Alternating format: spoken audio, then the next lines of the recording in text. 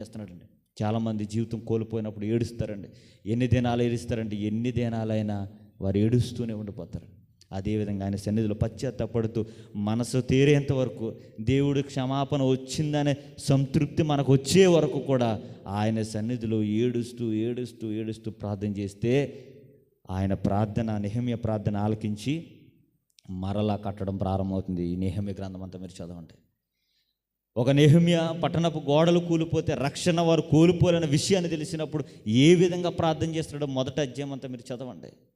అదేవిధంగా ఈరోజు యవనస్తులైన మనందరం కూడా ప్రార్థన అండి, మెయిన్ ప్రార్థన అండి. ఎందుకంటే మన జీవితాలు నిలబెట్టేది ప్రార్థనే. మన భక్తి జీవితంలో మనకి ఎన్నెముకలా ఉండి మనం నడిపించేది ఏంటంటే ప్రార్థనే.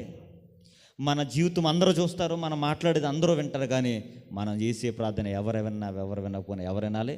దేవుడు వినాలి. ఎందుకంటే ఆన్సర్ ఎక్కడి నుంచి రావాలి? దేవుని దగ్గర నుంచి రావాలి.